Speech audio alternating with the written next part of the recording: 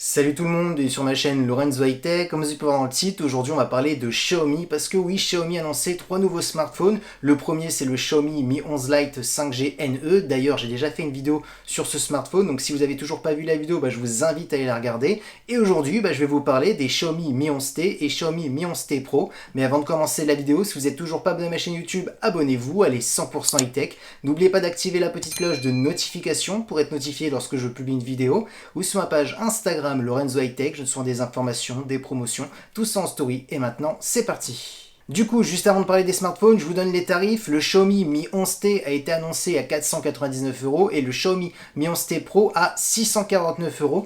Du coup, maintenant, commençons par parler des designs. Ils sont très jolis. Les deux ont le même design. Des écrans bord à bord, borderless. Les deux ont une diagonale de 6,67 pouces, donc une grande taille avec une très bonne définition Full HD+.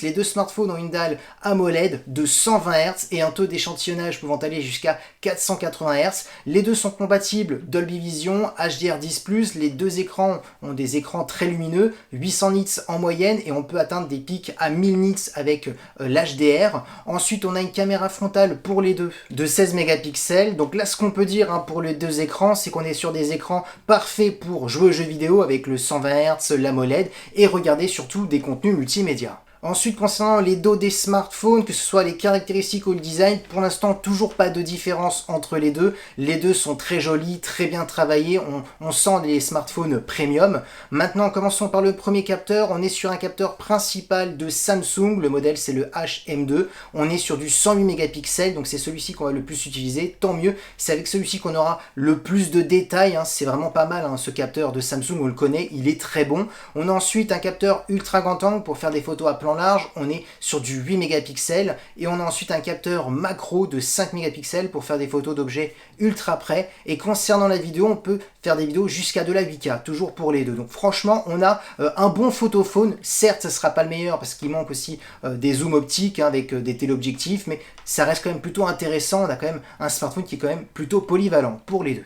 Parlons maintenant de performance parce qu'elle est là la grosse différence entre les deux. On aura 8 Go de RAM pour les deux, pour le Xiaomi Mi 11T et Xiaomi Mi 11T Pro. Mais par contre la différence c'est qu'on aura un MediaTek Dimensity 1200 pour le Xiaomi Mi 11T. Alors c'est un très bon processeur pour faire tourner des gros jeux vidéo, des applications gourmandes. On a de la 5G, mais par contre, il n'est pas aussi performant que le Snapdragon 888 qu'on a pour le Xiaomi Mi 11T Pro. Donc là, on aura de meilleures performances parce qu'on le sait, le Snapdragon 888 est quand même au-dessus par rapport au Dimensity 1200. Donc elle est là la grosse différence. Ensuite, on a une autre petite différence par contre, c'est au niveau du son. On a un son stéréo classique sur le Xiaomi Mi 11T et un son Harman Kardon qui va beaucoup plus loin pour le Xiaomi Mi 11T Pro. Ensuite, deuxième grosse différence entre les deux, c'est au niveau de la batterie. On a une batterie de 5000 mAh pour les deux. Par contre, c'est au niveau de la recharge. On est sur du 67 watts, donc en simplement 37 minutes, vous rechargez votre smartphone de 0 à 100 pour le Xiaomi Mi 11T. Par contre, pour le Xiaomi Mi 11T Pro, c'est en simplement 17 minutes, tout simplement parce que vous avez une recharge de 120 watts. Donc elle est là la plus grosse différence entre les deux. Et par contre, en termes de connectivité, c'est pareil, de la Wi-Fi 6 de dernière génération, du Bluetooth 5.2 et du type C pour le recharger. Du coup, je vous cache pas que mon avis sur les deux smartphones est plus que positif, tout simplement parce que les deux smartphones sont très performants, ils ont pratiquement toutes les dernières technologies, c'est-à-dire du 120 Hz, de l'AMOLED, une très bonne définition en Full HD+. Les deux smartphones ont de très gros processeurs, le Dimensity 1200 est très bon chez MediaTek, le Snapdragon 888 est meilleur, mais c'est un très bon processeur aussi. On a du 120 watts pour un modèle, on a du 67 watts pour un autre, donc on a vraiment de grosses caractéristiques. Maintenant, si vous hésitez entre les deux, c'est très simple, si vous voulez vraiment toutes les dernières technologies, le meilleur, pour ma part, c'est comme la version Pro, on a du 120 watts, c'est quand même une grande première pour un smartphone sur le marché français. On a aussi le Snapdragon 888 qui est quand même au-dessus par rapport au MediaTek au Dimensity 1200. Donc voilà comment vous pouvez vous poser les questions pour trouver le meilleur modèle entre les deux ou pour vous aider à choisir un modèle. Donc voilà les deux nouveaux Xiaomi pour cette rentrée.